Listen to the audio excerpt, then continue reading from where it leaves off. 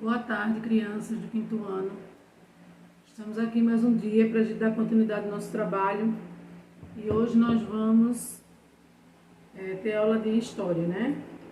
Sabendo que esse é o penúltimo assunto da primeira unidade. Para a semana nós vamos terminar, assim, a primeira unidade. Espero que todos estejam em dias com os trabalhos que eu pedi, com as atividades que são as atividades avaliativas e também as atividades do livro, né? Então, hoje nós vamos falar sobre a formação do Estado, tá bom? Antes disso, vamos fazer nossa oração para começarmos assim a nossa aula. Pai nosso que estás no céu, santificado seja o vosso nome. Venha a nós o vosso reino, seja feita a vossa vontade, assim na terra como nos céus. O pão nosso de cada dia nos dai hoje. Perdoai as nossas ofensas, assim como nós perdoamos a quem nos tem ofendido. E não nos deixeis cair em tentação, mas livrai-nos do mal. Amém. Porque assim é o teu reino, o poder e a glória para sempre. Amém. E a mensagem que eu deixo para vocês hoje é sobre fé e esperança, né? Fé e esperança é tudo o que precisamos para seguirmos em frente. Tenha uma ótima tarde e um bom estudo. É necessário que nós tenhamos essa fé e essa esperança que os dias serão melhores, né? Para podermos, assim, dar continuidade e seguir em frente em nossas vidas. Peguem o livro de vocês, o caderno do aluno, e vamos corrigir a atividade que foi para casa a aula passada. Foi no caderno do aluno, a página 10, que foi ainda falando sobre os povos antigos, o cotidiano e religião, né? Então tem aí um quadro que é para vocês assinalar as colunas que apresentam características referentes à religião desses povos, né? Aí tem aqui os povos, os mesopotâmios, os romanos, os semitas, povos do Oriente, povos da África e da América.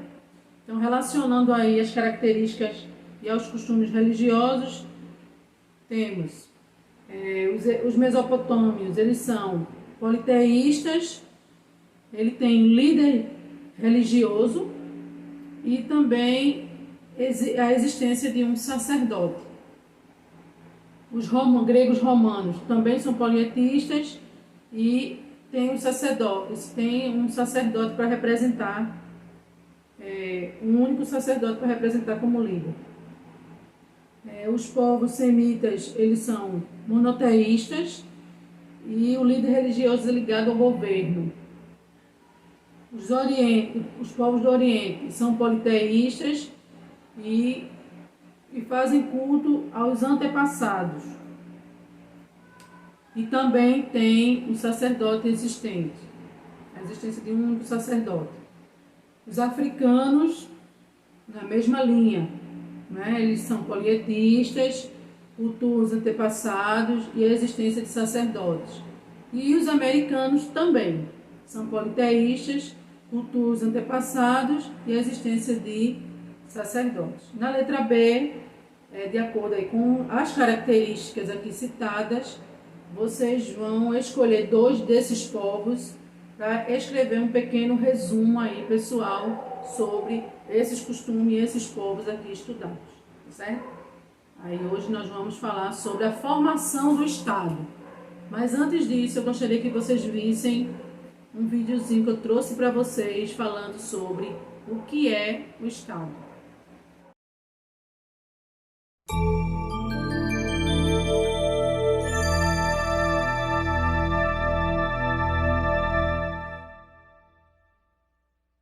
O que é Estado? Em nossa série de vídeos, já falamos sobre o que é política. Os seres humanos vivem em grupos e, portanto, precisam se relacionar, resolver conflitos, tomar decisões, ou seja, fazer política. Também já falamos sobre as formas de organização política dos grupos, no vídeo O que é democracia. Vimos que há sempre alguém que fica responsável permanentemente por tomar decisões que valem para todos. São as pessoas que exercem o poder com o aval dos cidadãos, para facilitar a vida em sociedade. E foi assim que começou a surgir o Estado, tema deste vídeo. Ele é resultado da necessidade de se encontrar uma forma de organizar a combinação das vontades de cada um com a vontade do grupo. Ou seja, o Estado existe para organizar o mundo da política. E o que isso quer dizer? Que a política é anterior ao Estado e que, por isso, ele só existe por causa dela. Para poder exercer esse papel mediador entre o individual e o coletivo, o Estado precisa então ser soberano, ter o poder maior, a última palavra. Só assim ele tem condições de garantir um equilíbrio entre a vontade e o direito de cada indivíduo e a vontade e o direito de todos. Sendo um poder acima de todos os outros poderes, o Estado tem o dever de garantir a ordem necessária para a segurança e a tranquilidade dos cidadãos. Foi por isso que o importante pensador político, Thomas Hobbes, disse que o Estado é o poder soberano. Podemos dizer que ele é o produto de um povo que habita um determinado lugar e que define um conjunto de regras para a sua convivência. Para que exista um Estado, é preciso, então, uma unidade de comando, onde ele é o poder soberano, uma territorialidade ou lugar em que ele acontece, e ainda um grupo de pessoas que assume o compromisso de respeitar normas válidas para todos, como as constituições e as leis que conhecemos. Agora, é importante não confundir Estado com governo, porque o governo é constituído pelas pessoas que ocupam, por um tempo, as posições e os cargos do Estado. Reis, presidentes, governadores, por exemplo. Mas o Estado existe para além dos governos. Os governantes entram e saem, mas o Estado permanece sempre. Os governantes, aqueles que tomam as decisões pelo grupo, passaram a ser conhecidos como políticos, porque se ocupam da arte do governo, como dizia Aristóteles. De algum modo, todo governante se relaciona e presta contas à sociedade que governa, porque ele está justamente inserido em um Estado, que incorpora as regras pelas quais se pode governar. Além dos governantes, que são os políticos, o Estado desenvolveu uma estrutura para viabilizar as várias necessidades coletivas da sociedade. E essa estrutura recebe o nome genérico de burocracia, que será tema de um dos próximos vídeos. As pessoas que atuam na burocracia do Estado são os servidores públicos. Então, como podemos resumir tudo isso ao final? O Estado é uma comunidade de pessoas que se organiza politicamente em um território definido, com leis válidas para todos os membros do grupo. Ah, e não esqueça, a direção do Estado está nas mãos dos governantes e o funcionamento do Estado se dá por meio dos órgãos e instituições públicas. Até a próxima! Pronto, vocês já assistiram o vídeo, né? Espero que vocês tenham compreendido direitinho qual foi o passo a passo até chegar à formação do Estado, né? Então, lembrando que o Estado não é governo, né? Eles podem ser formados pelos os governos e também pelos líderes, pelas pessoas. E o Estado ele não muda. Muda governador, muda presidente, muda prefeito, mas o Estado, ele continua lá, né? Que são aquela comunidade que representa o Estado. Por exemplo, o Estado de Pernambuco, o Pernambuco não vai deixar de ser Pernambuco se mudar o governador de Pernambuco. Ele vai continuar sendo Pernambuco. Então, o videozinho aí deixa bem claro para vocês que existe essa diferença entre governo e Estado. Hoje nós vamos falar sobre governo, mas nós teremos as outras aulas que vai falar sobre... hoje vai falar sobre Estado, vai haver aulas que vai falar sobre o governo. Então, na página já 32, para a gente ganhar tempo, nós vamos ler bastante hoje, que vocês acompanhem aí a leitura, e vamos ao mesmo tempo respondendo as questões. Então, diz assim... Pensando na ideia de Estado, né? Nós vimos lá no videozinho que o Estado ele é formado por pessoa. O Estado ele tem a sua formação e ele tem os seus governantes também.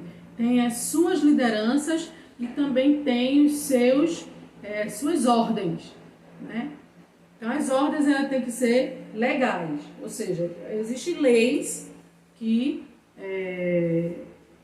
nos dão direitos e deveres dentro do Estado. Então, trazendo para o livro de vocês vão aí, vamos fazer essa leitura aí desse diálogo. Para os alunos, que os alunos entendessem melhor o que é Estado e como ele funciona, a professora Nádia propôs uma atividade diferente. Para conhecermos a ideia de Estado, vou organizar a escolha dos representantes de sala. Eu quero me candidatar. Eu também vou. A sala será uma comunidade sedentária em formação. Então, ela precisa de uma liderança. Então, Anitta e Urbano deverão apresentar algumas propostas para que a turma decida quem escolher. Essa escolha será feita mais adiante. Então, a professora fez aí tipo de uma eleição, né? Para ver o representante de sala. A sua sala de aula tem representante? A nossa não tem, porque também não deu tempo, né? Era agora nesse assunto aqui que a gente ia ver, antes de começar justamente a falar sobre o Estado, nós íamos fazer essa atividade de eleição dentro da sala para escolher o representante de sala. E para isso ia ter que ter a votação. Então, não tem. Mas a professora Nádia continuou a explicação do assunto para começar a compreender a ideia de Estado. Pense em sua sala de aula. Então, vamos lá. Levando lá para o 5º ano B da tarde. Na sua sala de aula, a sua sala tem uma população. Aí quem faz parte dela? Os professores, né? Porque não só tem eu de professor, você tem o professor de educação física, tem a professora de inglês e tem eu como professor. Então, os professores e os alunos. Então, dentro da sala de aula, os professores e os alunos são os representantes dessa população. Então, qual seria o território da turma dentro da escola? Então, seria todo o espaço físico que eu tenho da sala de aula. Né? As 4 paredes seria o meu espaço físico e o fora também, que seria o refeitório, a quadra, né? O salão lá na frente, o parque. Então, seriam as outras repartições que fazem parte da escola. Na sua sala de aula, quem representa a autoridade? Há leis ou regras? Então, os professores representam a autoridade, né? E claro que eles passam para vocês, diante das convivências, regras. Então, essas regras, elas são de acordo com as nossas convivências. Então, nós fizemos lá na sala as regras de boa convivência, por exemplo. Então, ali são algumas leis, né? Não conversar durante a aula, não bater no colega, não pegar nada que não é seu sem pedir primeiro, né? Emprestado, né? Não faltar aula, entre outras coisas que a gente poderia entrar lá em um consenso para o aluno que é mais assíduo, falta menos, esses seriam alguns que poderiam ir para a votação. Na página 33, o Estado é uma representação política usada para designar um território, uma fronteira definida, que possui uma população residente e um conjunto de instituições soberanas, governos, leis e instituições públicas, que garantem a segurança das fronteiras nacionais e a ordem democrática dentro desse território. Então, soberano que possui uma autoridade máxima. Aí tem outro diálogo. Então, o território e o espaço que delimita um país como a área é a sala de aula, a nossa sala, né? A população e todo habitante de um país é como se fossem os alunos da sala. E as instituições soberanas que mantêm a ordem dentro do território, com a professora, né, os professores e as regras? Exatamente. Esses 3 elementos são importantes para a formação do Estado. Então, eu preciso de um espaço Eu preciso de uma população e eu preciso de líderes, da soberania, para instituir, ou seja, organizar esse espaço. Aí, pensando no Brasil, responda as questões a seguir. Pode ser aí oralmente, não precisa escrever. Vocês fazem parte de uma comunidade? Quem faz parte dela também? Você faz parte de uma sociedade? Quem faz parte dela também? Então, todos os habitantes da Terra, vamos enxugar um pouco para o nosso Brasil, né? O Brasil, no Brasil existem várias comunidades. Se dividem em estados, em regiões, estados, cidades, bairros e ruas, né? Você pegando a ordem crescente para decrescente, a gente vai vendo que existe umas subdivisões. Então, você vive em território qual? Nós vivemos no território nacional. Nós vivemos também no território em que nós vivemos hoje. Podemos dizer que estamos no Nordeste, estado de Pernambuco, e aí vem o bairro de cada um mora. E aí depois vem a rua onde cada um mora. Então, aí é instituído de acordo com a formação desse território. Qual é o tipo de governo desse território, né? Então, no território que nós vivemos, nacional, no território que nós vivemos politicamente, aí qual o tipo de governo desse território? Nós temos o governador, Paulo Câmara, nós temos o prefeito, Geraldo Júlio, nós temos diversos vereadores e ainda tem os líderes comunitários dentro de cada comunidade. Então, esses governos aí são os que regem o Estado, né? Então, há leis na sociedade a qual você faz parte. Como são elas? Então, as leis são as leis federais e estaduais e municipais que regem o nosso estado, cidade e bairro. Entendeu? Da cidade, a formação do estado. A professora, estado tem a ver só com o país? Estado pode ter relação com qualquer território autônomo. Vamos conhecer a história do surgimento do estado. Então, vamos ver agora na próxima página como surgiu o estado. As primeiras cidades eram geralmente independentes e autossuficientes. Cada um tinha um próprio governo e produzia necessidade para abastecer a população, sua população. As leis e os cultos do lugar valiam apenas para aquela cidade, não tendo valor em outro lugar. Além disso, as primeiras cidades, a religião teve um papel importante, pois auxiliou na elaboração de regras que ordenavam todos os aspectos da vida do lugar. Essas cidades ficaram conhecidas como cidades-estados. Com o tempo, uma cidade-estado passou a unir-se a outras. Essas uniões podiam se dar a partir de interesses econômicos, políticos e militares, defesa ou invasão. A unidade entre cidade e estado ampliava o território e a ser preservado pelo líder escolhido. Além disso, elas podiam estabelecer leis, cultos e costumes comuns, facilitando a administração desse território. Então, a cidade do Vaticano é um exemplo de cidade-estado da época moderna. Esse território fica localizado na Itália e é sede da Igreja Católica Apostólica Romana. Ali, quem manda é o Papa e o líder maior dessa instituição religiosa. O Vaticano existe desde 1929. Então, está aí um exemplo de cidade-estado. Diferentes tipos de governo de um estado. Urbano tinha algumas dúvidas sobre o que era um representante de sala.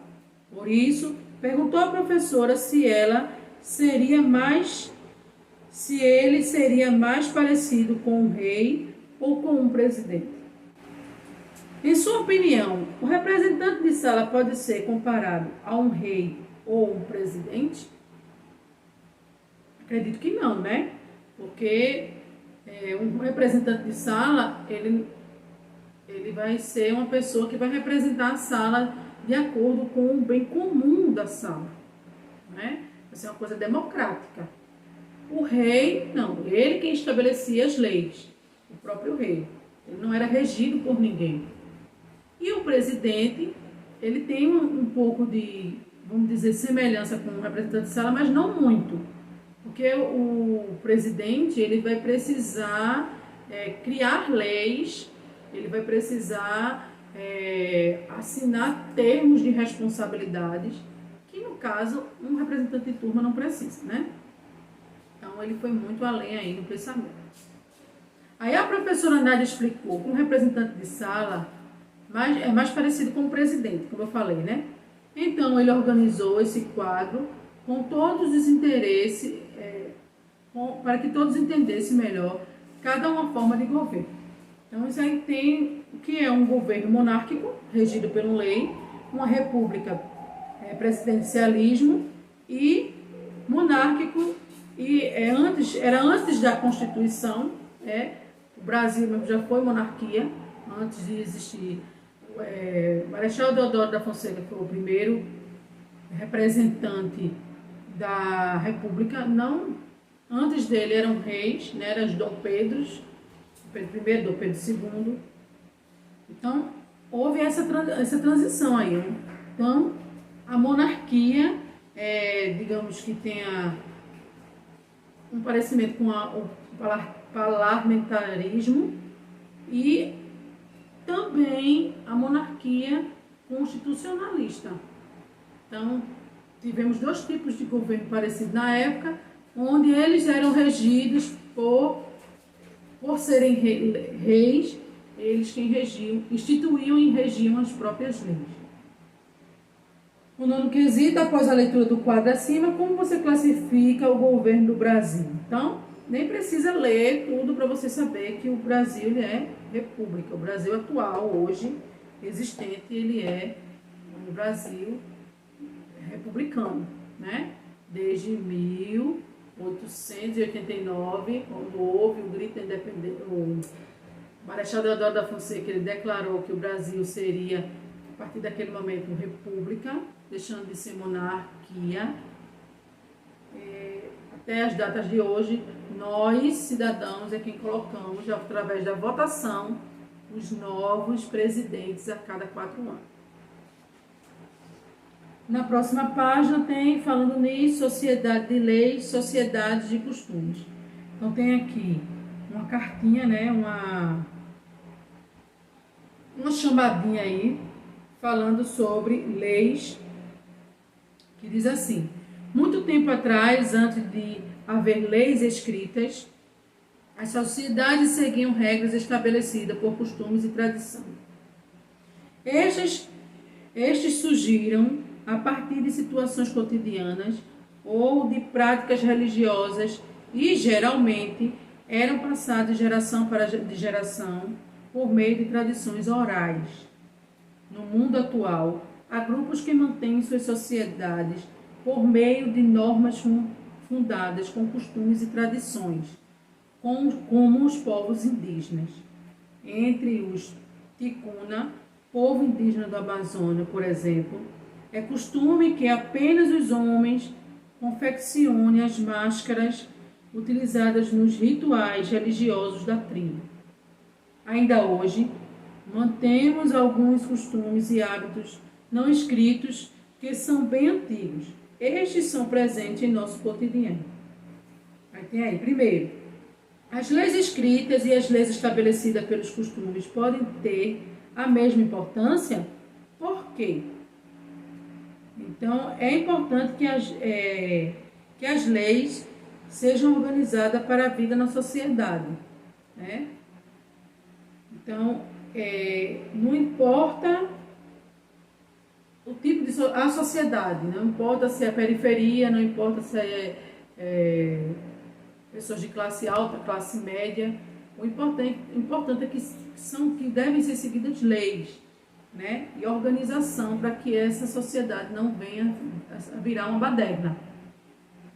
Então, a nossa sociedade segue regras distintas por costumes e leis escritas.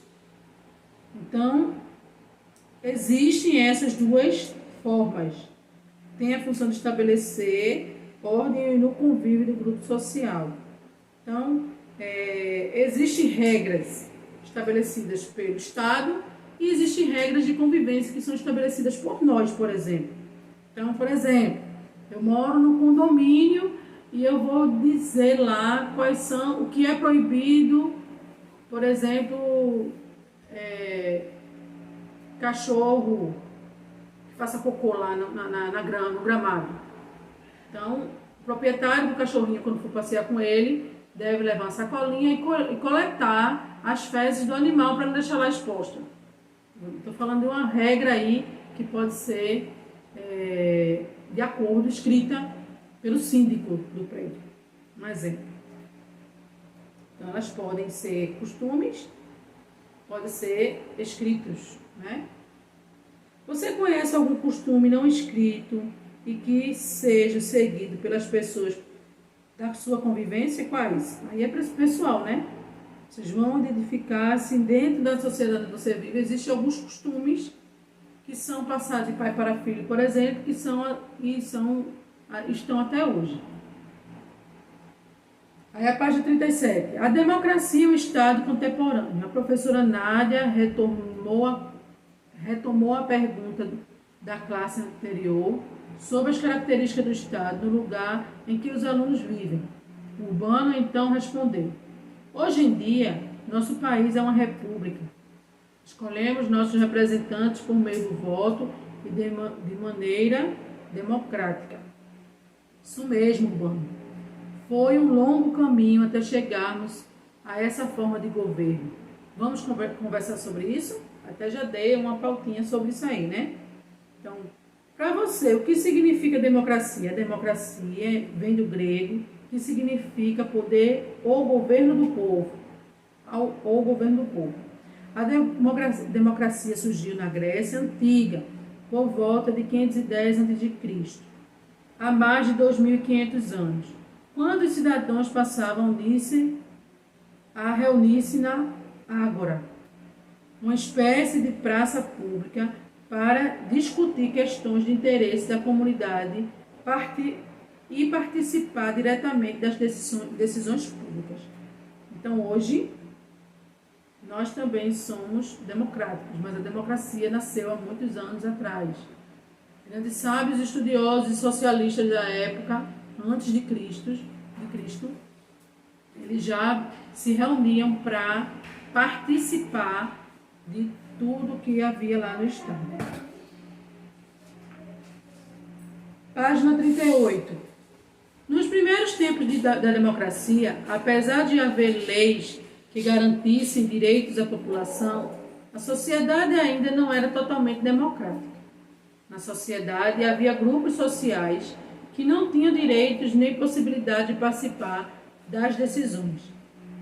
Nessa sociedade, por exemplo, os estrangeiros, as mulheres, as crianças, os escravos não participavam da política da polis. Então, antigamente não eram todos que participavam dessa democracia. Hoje, sim, sendo maior de idade, maior de 18 anos, o cidadão ele tem direito sim de participar. Mas isso durou anos para ser conquistado. Antigamente não participavam, hoje ainda não participam as crianças, né? Mas já não existe mais escravidão, né? Os estrangeiros, se eles forem naturalizados, não, se eles forem ficarem no país, deixarem de ser imigrantes para permanecer no país, eles também podem tirar seu título de eleitor, ser o eleitor também para votação, por exemplo.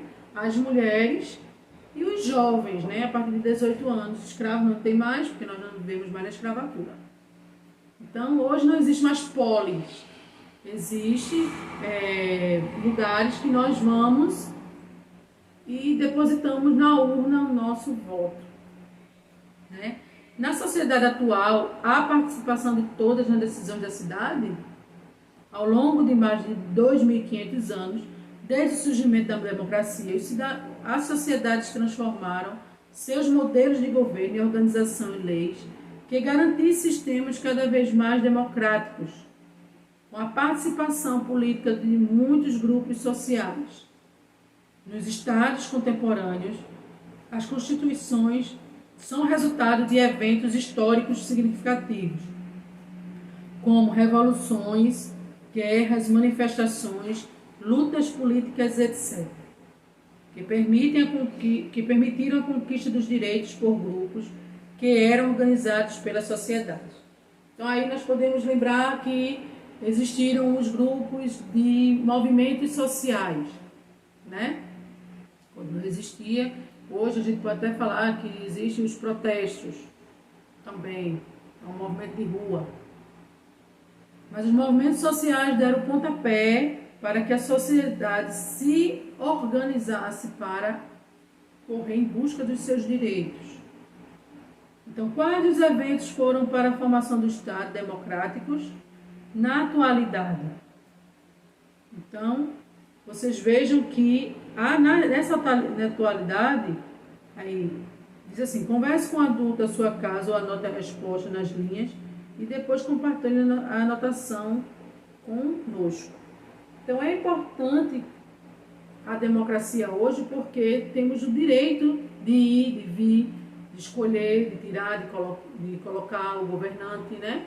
Por exemplo, se o governante ele não estiver fazendo conforme manda o figurino, ele pode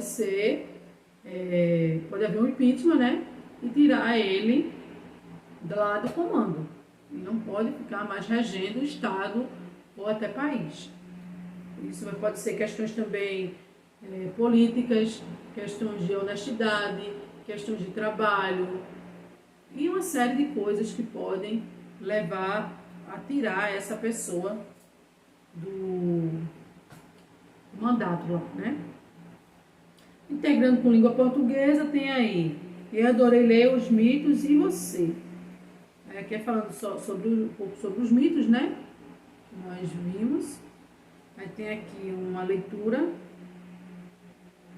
sobre, Os mitos são histórias bem antigas que tentam explicar a origem de certas coisas. Também podem trazer explicações de fenômenos naturais ou eventos do passado. O mito a seguir é um dos mitos que contam a origem da cidade grega de Atenas, berço da democracia. Vamos ler?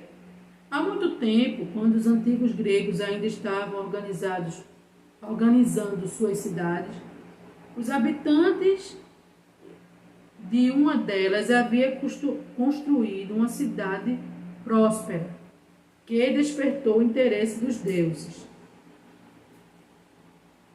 Poseidon e Atena gostaram tanto do lugar que decidiram lutar para ver quem seria reverenciado pelo povo dali.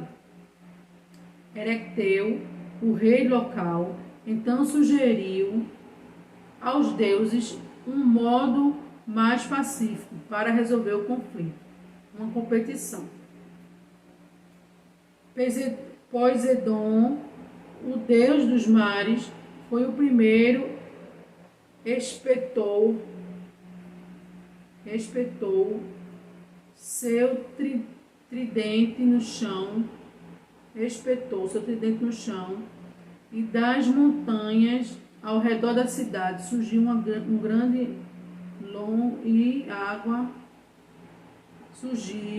um grande lago de água salgada que ameaçou inundar toda a cidade. A população pôs-se a prostratar por ter suas terras agrícolas destruídas e pediu a deusa Atena que tivesse mais cuidado com a dádiva que lhe daria. Então, foi a vez de Atena. Ao bater sua lança no chão, as montanhas ao redor da cidade encheram-se de oliveira. A população viu que suas árvores lhe dariam os frutos para fabricar óleos importantes para a vida diária. Assim, Atenas ganhou o direito de ser reverenciado pelo povo da cidade e desde então as marcas do tridente e a primeira oliveira permaneceram lá para serem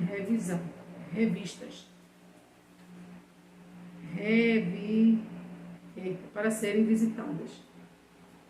Então, qual é a função do mito que você acabou de ler? Contar como se deu origem à cidade de Atenas. Na mitologia grega, Poseidon e Atenas podiam ser classificados como deuses. Eles já eram deuses, né? Logo no início do texto diz que eles eram deuses. Na próxima página, 40, diz assim: recebendo e gostando e gastando a mesada. Chegou a hora de anunciar o resultado da eleição para representante da turma. Anita ficou eufórica, pois havia sido eleita. Uma das suas promessas era organizar com um colega, uma vez por semestre, uma visita a uma instituição que abriga idosos ou crianças, a fim de levar alimentos, roupas, livros, entre outros produtos arrecadados pelos alunos. Aí tem um diálogo. Acho que podemos doar uma parte da mesada para comprar alguma coisa que faltava.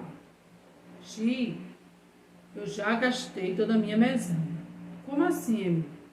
Você não poupa nada? Ai, gente, eu acabo gastando tudo. Recebi a mesada há uma semana, mas já acabou. Emília estava com um problema. Ela não tinha organizado sua mesada de modo a distribuí-la em 3 partes. Uma para gastar, outra para poupar e outra para doar.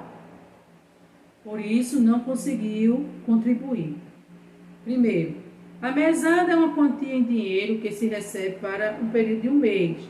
Emília gastou, em uma semana, todo o dinheiro que ela tinha recebido.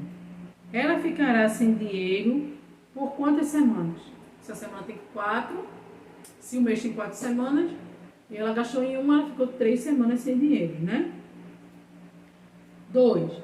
Supondo que ela receba dos pais R$120 todo mês, como ela poderia distribuir essa quantia em 4 semanas, de modo de manter um equilíbrio semanal? Então, se ela fosse dividir 120 para 4 semanas, só é você dividir 120 por 4. Aí você vai ter R$30 por semana para gastar. E você recebe mesada e você é pessoal, você vai responder. Se sim, costuma dividir, gastar todo o dinheiro, como é que você administra sua mesada? E se não ganha, não coloca no ganho, né?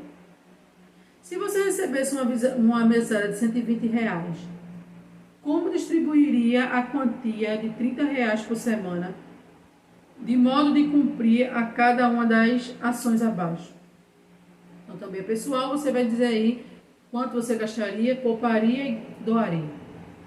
Muitas pessoas gastam dinheiro sem pensar no que está adquirindo é realmente necessário. E você pensa sobre isso? Gasta aquilo que não, com aquilo que não é necessário? Então aqui também tem uma anotação de Emília e um exercício na página 42. Com suas palavras, explique a ideia de Estado. Então, diante de tudo que a gente ouviu, falou, tem um vídeo lá explicou, com suas palavras, defina aí o que é Estado, né? Que é a representação política usada para descrever o território que possui uma população e que sobre eles tem que ter uma instituição soberana para organizar e manter a segurança, a ordem do Estado, né? Dessa população. Então, assinale as frases corretas sobre cidade-estado. A cidade-estado, cidades-estado, tinha um líder responsável por administrar um núcleo populacional? Sim. Possuía um conjunto de leis, costumes e valores estabelecidos para organizar o cotidiano do lugar? Sim. Dependia de outras cidades vizinhas para se manter? Não. Buscava ser autossuficiente no que produzia para se manter? Sim. Podia exercer influência ou poder sobre outras cidades? Também sim. Qual foi a importância das religiões para a organização das cidades? Em algumas sociedades antigas, a religião contribuía para a elaboração de regras e normas que organizassem o núcleo populacional desses povos. Então, os líderes religiosos eles tinham grande importância e também grande participação para a organização da sociedade. Então, organize o quadro abaixo com textos sobre a formação do Estado. Por isso, enumere a sequência correta. Então, vamos lá. Qual seria a sequência correta aí para definir aí? Organize abaixo com os textos sobre formação do Estado. Como é formado o Estado? Então, 1 seria o último. O núcleo populacional crescente e torna-se mais complexo, transformando-se em uma cidade. O 2 seria o segundo. A cidade define leis e normas para a organização da vida cotidiana a partir dos costumes da religião. O terceiro seria o penúltimo. A cidade passa a exercer influência econômica, política e militar sobre as cidades vizinhas. Eles tinham esse poder, né? O quarto seria o primeiro. A cidade une-se a outra cidade, expandindo o território, a população e a organização de leis e costumes. E o quinto seria a terceira aí, o terceiro quadrinho aí. A cidade forte deve zelar pelo território, pela população e pela manutenção das leis. Então, a ordem fica 4, 2, 5, 3 e 1. Aqui é uma pequena pesquisa que vocês vão fazer. Imagens relacionadas às formas de governo do Estado, já estudadas nesse capítulo. Então, cole cada uma em seu respectivo quadro. Não se esqueça de fazer uma pequena legenda para as imagens. Então, você vai colar imagens aqui sobre monarquia e monarquia parlamentarista, república, presidencialismo, parlamentarismo e teocracia. Então, vocês vão lá e façam essa colagem. A página 44 será o assunto da próxima aula, que é o Estado brasileiro. Aí a gente vai se voltar somente para o Estado brasileiro. E para vocês reforçarem o que foi estudado hoje, marquem aí no caderno do aluno, para vocês fazerem depois o reestudo dessa aula, a página 11 até a página 14. Da página 11 à página 14, certo? As aulas de história se tornam um pouco cansativas, assim como a de geografia, porque tem muita leitura e é necessário. Então, se vocês precisarem reler, releiam para assim estar fazendo as suas anotações e suas observações, que assim possam ser também pessoais, mas que estejam dentro do contexto, tá certo? Até amanhã, fiquem com Deus. Amanhã aula de geografia. Tchau.